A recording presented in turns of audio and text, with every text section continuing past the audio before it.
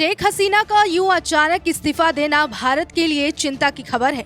बांग्लादेश में शेख हसीना के शासन के दौरान भारत के साथ रिश्ते बेहतर हो रहे थे, लेकिन अब उन सीमावर्ती इलाकों को लेकर भारत को सावधान रहने की जरूरत है।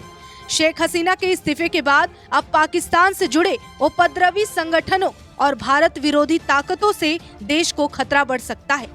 बांग्लादेश के प्रधानमंत्री पद से शेख हसीना का निरस्त होना भारत के लिए सुरक्षा के लिहाज से झटका है। अब भारत के दुश्मनों की नजर देश पर है। इससे भारत ने एशिया में अपना सबसे अच्छा दोस्त खो दिया। बांग्लादेश में शेख हसीना की हार भारत के लिए बड़ी चिंता की बात होगी। हालांकि इसे चीन, पाकिस्तान और अमेरिका के लिए खुशी की बात मानी जा रही है। ये तीनों देश शेख हसीना और उनके नीतियों के खिलाफ थे। बांग्लादेश में आर्मी ने शासन संभाल लिया है। वहां के आर्मी चीफ के अंतरिम सरकार बनाने का ऐलान किया। खबरें हैं कि शेख हसीना की पार्टी आवामी लीग को इस आंतरिक सरकार में शामिल नहीं किया जाएगा। जो दो पार्टियां सरकार में शामिल हो रही हैं, वो बांग्लादेश नेशनल पार्टी और जमाते इस्लामी है।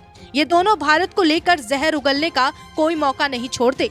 जमाते इस्लामी का तो पाकिस्तान से जुड़ाव जग जाहिर है, वहीं बांग्लादेश नेशनल पार्टी को जब भी मौका मिला भारत के खिलाफ नकारात्मक बातें कही। शेख हसीना ने प्रधानमंत्री रहते हुए भारत विरोधी ताकतों पर लगाम लगा रखा था, लेकिन अब हालात कैसे होंगे कुछ कहा नहीं जा सकता। ये भी देखना होगा कि भारत विरोधी ताकतें बांग्लादेश की धरती का इस्तेमाल कहीं आतंकी गतिविधियों के लिए ना करे। आरोप है कि शेख हसीना की सरकार ने छात्रों के विरोध प्रदर्शनों को बुरी तरह संभाला। उनकी आवामी लीग पार्टी और सुरक्षा बलों के विंग ने कठोर कार्रवाई की।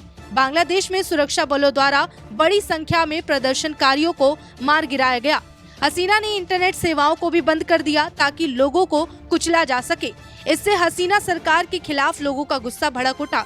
पिछले कुछ सालों में हसीना के प्रति लोगों में नाराजगी बढ़ती देखी गई। बेरोजगारी बहुत अधिक है और देश की अर्थव्यवस्था संघर्ष कर रही है। हसीना को तानाशाह माना जाता है और माना जाता है कि उनकी पार्टी ने 2024 के चुनावों में धांधली भी की।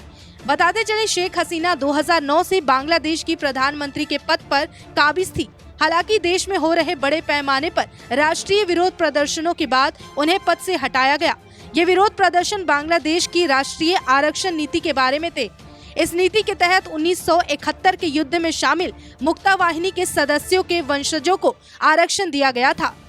दूसरी तरफ शेख हसीना के वक्त भी बांग्लादेश और चीन के संबंध काफी बेहतर रहे हैं। हालांकि उन्होंने ये तय किया कि चीन के साथ कोई भी डील भारत से संबंधों पर असर न डाले। तीस्ता डेवलपमेंट प्रोजेक्ट में चीन का इंटरेस्ट होने के बावजूद शेख हसीना ने जोर दिया था कि भारत ही इसे शुरू करे। पीएम मोदी के साथ पिछली मीटिंग के दौरान भारत वहां पर टेक्निकल टीम भेजने पर भी सहमत हो गया था। वहां पर भारत विरोधी ताकतों के पनपने से चीन के लिए खुद को वहां पर मजबूत बनाना और आसान हो सकता है।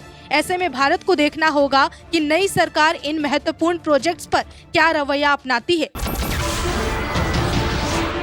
नमस्कार, मैं हूं मानक गुप्ता।